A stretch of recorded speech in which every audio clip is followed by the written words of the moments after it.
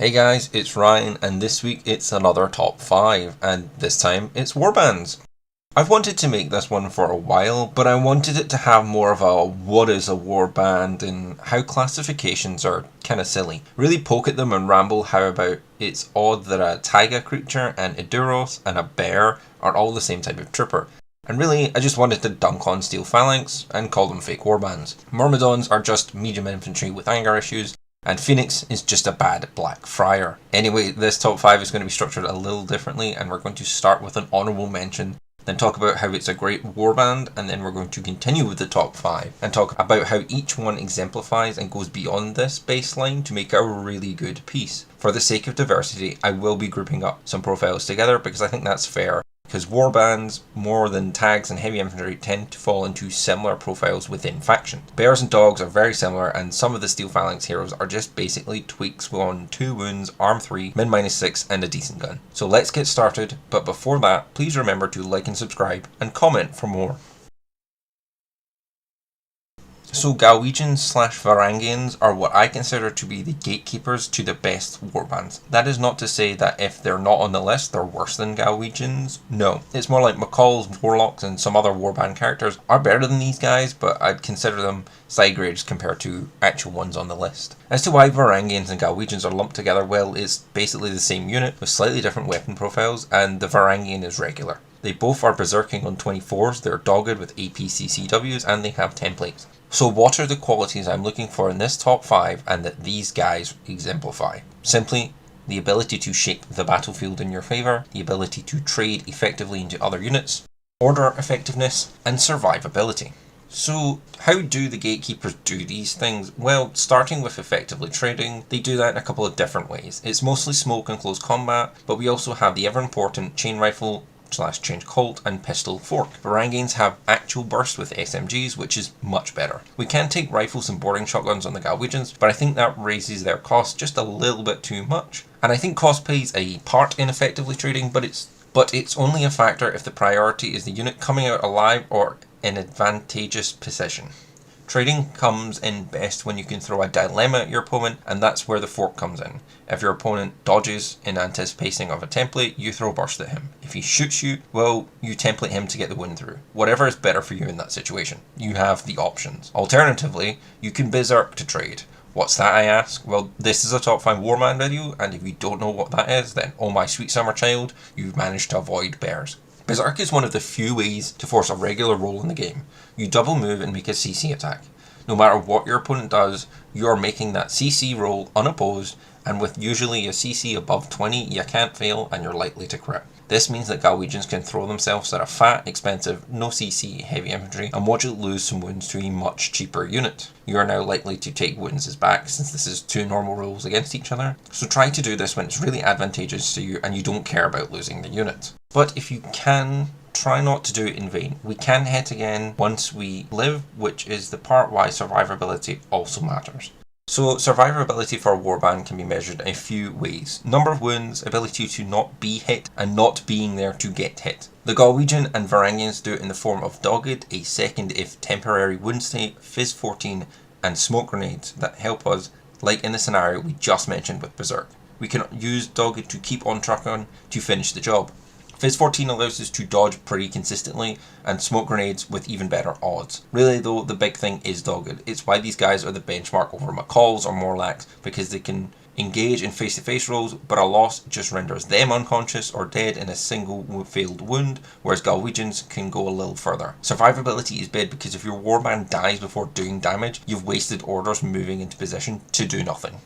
Speaking of orders, we want all units to be efficient, but warbands especially so, since the less orders we spend on these semi-disposable troops, the better. We still need to do other things around them. Warbands, fortunately, and these lovely 2 included, tend to do that with Impetuous, which means we get a free activation with the downside that you have to advance up the board and you can't take cover. You can make some good use of this to smoke up or berserk something, but not much to say here except that it's a free activation.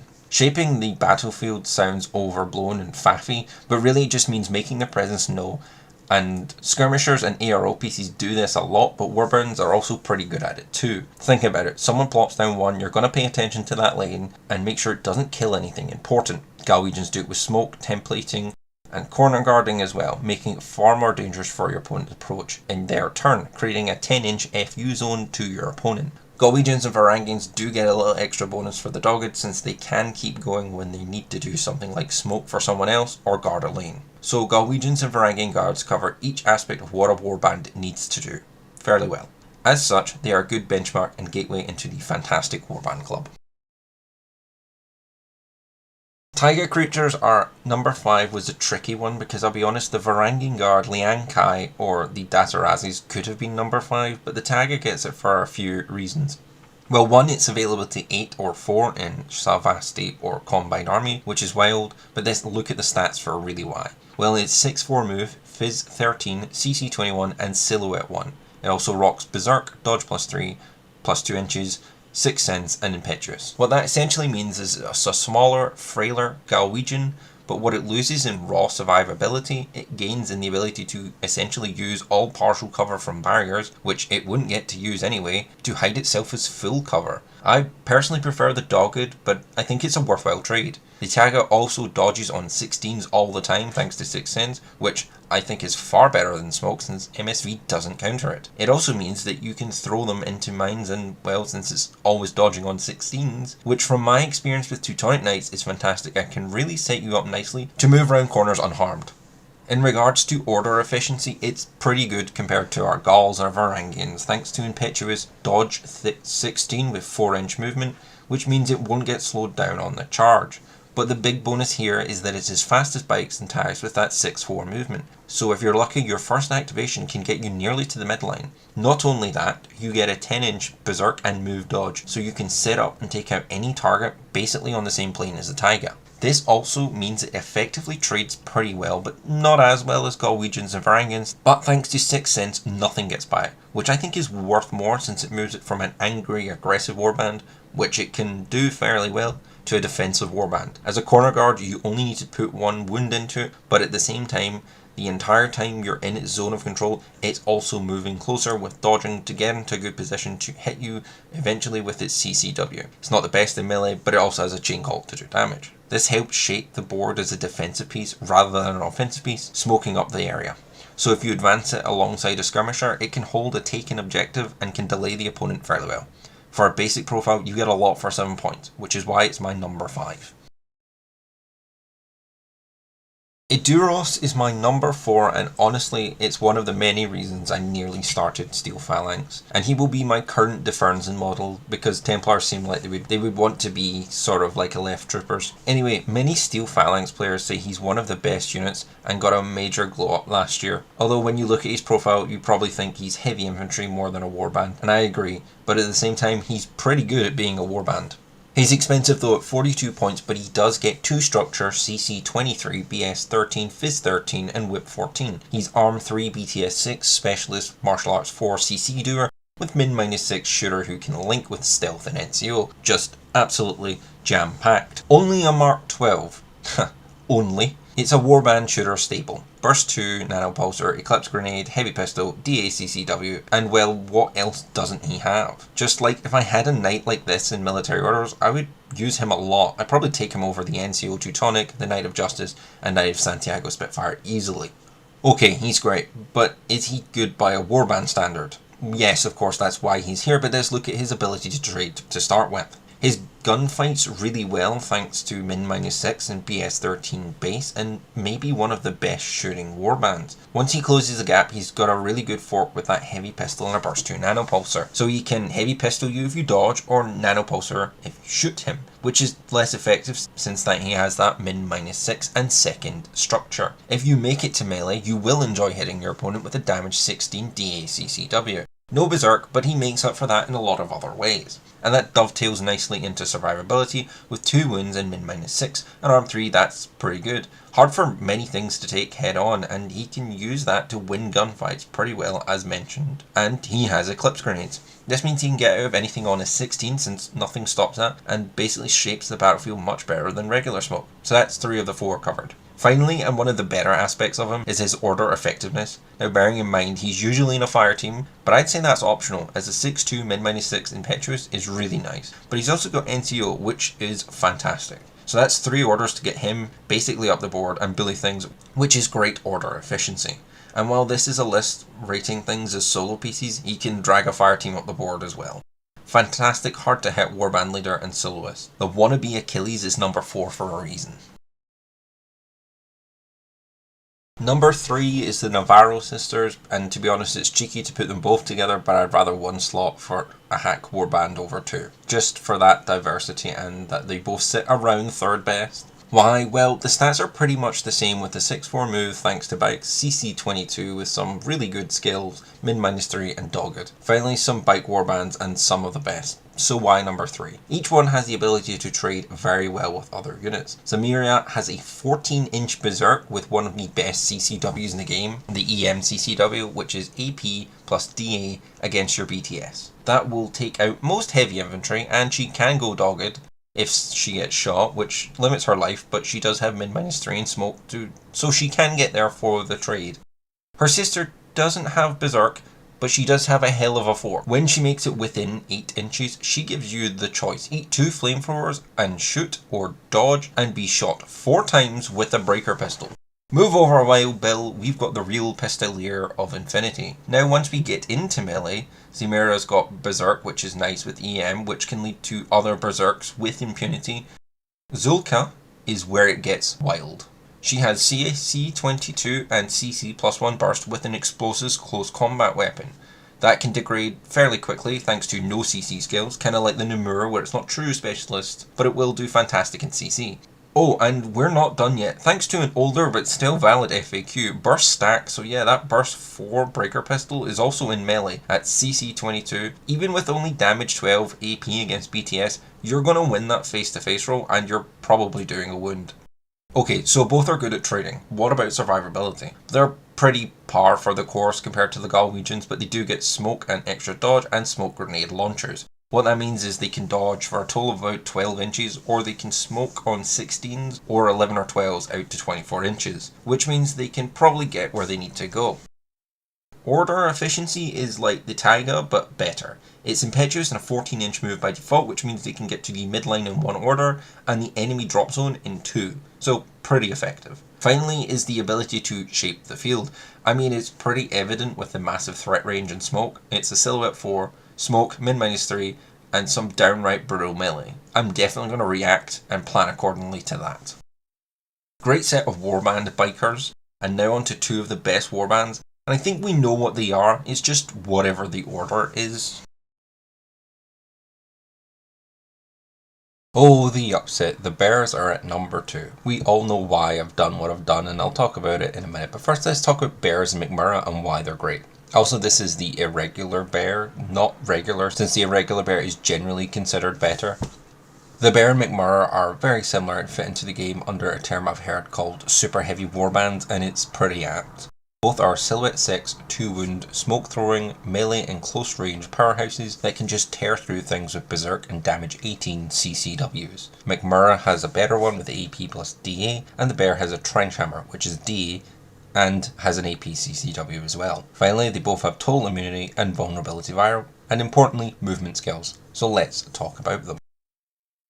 We'll start with order effectiveness. Both are pretty much in the same boats in terms of being 10-inch move with impetuous and irregular, and that's pretty great. Not as good as Aduros with NCO and the sisters, but it's better than Galwegians and about equivalent with a Taiga, so it's pretty solid. What helps here though is that they have innate Phys 16, so that means they dodge pretty consistently and they hit harder in melee. Not only that, they can consistently get smoked out on 19s or, if you spec fire, 13s, which is pretty good to advance protected. The movement skills also mean that buildings just don't really slow you down, as you can either super jump or climbing plus over it. Unfortunately for McMurrah, super jump can't be used within Berserk, so the bear wins out there, but either way, they can get where they need to go. Moving on to survivability, it's just going to be a quick one here as the aforementioned Phys 16, and both are 2 wounds with arm 4 or 5, which is really nice, but it's total immunity that makes them amazing. This means it's basically always saving against raw damage, minus armor, with no extra dice. Most things like missile launchers, CCWs and AP will struggle to get wounds through, except for viral. Watch out for that one. Speaking of shaping the battlefield, these guys are physically huge and a huge threat, so your opponent's going to see one drop and then immediately figure out how they're going to attempt to counter it. And from hearing first-hand accounts from victims, they will go through a drop zone and they will reach it handily with the aforementioned efficiency. Final bit, and why these two are so good, is the ability to effectively trade, and these two do it wonderfully. Their 2 or 3 wounds make them really good at this, as does Burst 2 templates, with the Bear Pod having a better gun to do so. This really makes the Forks just so deadly. Decide to dodge, okay, well that bear's going to hit you twice on 17s and McMurrough once on 19s. How are they going to do that? Well, the bear has a heavy shotgun plus 1 damage, so that's 2 on 17s within 8 inches with damage 16 AP, and McMurrough has grenades, so you can put them on 19s within 8 inches. Only damage 13, but it ignores cover and can be spec fired if need be. If they shoot you instead, you can just template them, as you're pretty likely to tank their shots. If you're not down to shoot something, you could berserk or move into CC with both of them, and that would be pretty devastating. The bear has CC 24, so the berserk will crit on 16s and is likely to do damage on damage 18, either AP or DA, which will probably put something down. This is kinda only makes the bear good in melee on a berserk. Well, in saying that, CC 21 versus CC 25 against a knight isn't good nor bad. Berserk is your guarantee to wounds in melee, as thanks to Arm 5 and TI, it means your bear should probably get 3 berserks in before it goes down. In reality, it could be more or less. McMurrough, while less tough, still, Arm 4 and TI, mind you, is the melee powerhouse, as he can berserk on CC 26 thanks to Martial Arts 3, and can go into melee with those who do CC without much hassle, although it would be a bit of an order waste. Thanks to the combo of Berserk and Martial Arts 3, and his AP plus DA CCW, it means he is likely to kill things unless they also have total immunity. In my tag slaying video, link in the card, he had a 10% chance to put the avatar straight into unconscious on that Berserk. Although more realistically, he has around a 90% chance per order to do a wound. McMurrough just rocks in melee, and both are really effective, durable and deadly units. Your opponent needs a plan to deal with them, or they will lose a backfield. Shocker, the Uberfall Commando is our number 1. Well, I guess it depends on how nuts you think the Uberfall Commando is, and I'm in the it's busted camp. But I'm going to stay positive here. It's a wild profile with 6-4 move on a Silhouette 2 muzzle, transhumanism doing the work here. CC 24, Phys 13 and Structure 1 is the main thing. Martial Arts 2, CC -3 and Natural Born Warrior means she might be the best close combatant in the game. She's also got Climbing Plus and Total Immunity with no vulnerability, as that's just an Ariadne thing.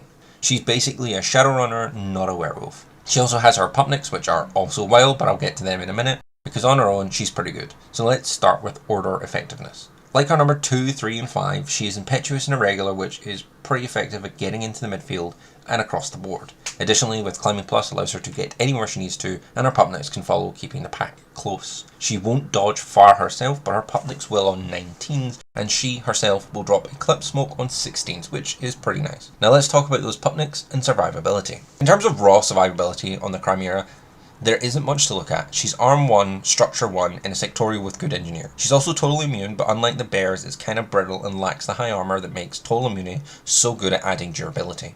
Meaning that she is as likely to get as wounded by HMG as a moderator, assuming the same number of shots get through. That is, if they get through, as she does have Eclipse modes to avoid getting shot on 16s, but the weakness remains. Just shoot her to death. Combis and Red Furies are terrifying to model that can't take cover. However, I'd argue if that happens, you're playing her wrong.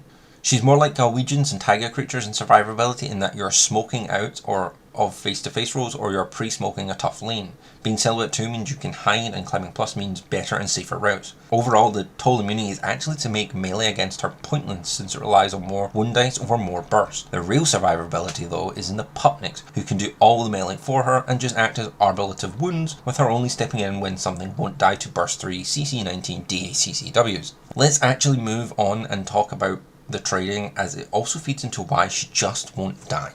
Honestly, it comes down to an absolutely jank rules interaction that needs a second look. So why is Uberfall Commando the best at trading into other units? Okay, well, even the Pupniks have total immunity, so meleeing them isn't fun. But what's the best, or the worst bit about them, is that they're peripheral synchronized, which interacts with melee in an interesting way. Basically, when the attacking in melee with the peripherals, when you declare the attack, preferably after the ARO is declared, you may pick which one is doing the attack, essentially forcing a normal roll for both players since all 4 models activate in the order. This also grants you all of the bursts from CC as normal as well, mind you. This is the effect of just using the Pupniks against an arm 3 dude in melee. You would do on average 3 wounds or 2 against a tag. Sure, if the other guy is good in melee, you might kill a Pupnik in return, but that isn't doing much except killing a 1 point peripheral at the cost of your melee specialist. That is what makes the Pupniks so egregious, is the bonkers rule interactions, and then the fact they cost a point. Antipodes and Oxbots are 5 or 4 points respectively, and I wouldn't consider them 4 to 5 times better. I know I'm trying to stay positive here, but this is the first thing I'd target in terms of point increase, then move on to bears over, say, Bulletiers. And I really like bears. Anyway, as you might guess, this means you can sort of just pick your target and delete them if and when you get there. And that's the mark of skill of the Überfall Commando, is getting there. The bear, I think, is problematic as it can just get places easily, tanking the hits and then trading well. The Überfall Commando getting shot dead by a total reaction HMG is not unlikely if you make a mistake, so it has the effect of being a higher skill floor unit, so it is much harder to use, but in return, from both player skill and the aforementioned rules interactions, the results are much deadlier, hence why it's number 1. Anyway, even if you didn't bring the Pupniks, I think the Chimera would still see play, as it's a really good melee specialist, with Natural Born Warrior ignoring other martial arts 3, so you get a nice 6 point swing in your favour, but that becomes a 9 point swing with CC -3. So yeah, that's you at 27 versus a Teutonic Knight CC of 16, or 11s if they dodge. If you go up against another Natural Born Warrior guy like the Sepulchre, it's only 24s versus 19s, or if you go up against a Wolver, it's 24s versus its 20. So you can sort of see the skills also in picking your targets, but it's largely just avoiding Natural Born Warrior and Reactive Burst. She only has a Viral CCW as well, but that counters bears very nicely. Just for some fun mass dice, throwing all 4 Chimeras and Pupniks into melee against a Teutonic Knight will destroy it with an average of 4.5 wounds per order in a face-to-face roll, which is mental. So yeah, the ability to shape the field, no, putting them down is just a plan-changing move. It can eclipse up the board so other follow-up attacks can happen. It can lock down impersonators if need be. And finally, it's availability 3. So yeah, you could do that, but most sane people take just 1. Anyway, one of the best units in the game is one of the best warbands in the game. Who would have thought it? And that was my top 5 warbands. I've wanted to make this for a little while, but I finally managed to nail a script I like. If you liked the video, remember to like, subscribe for more, and thank you so much for watching.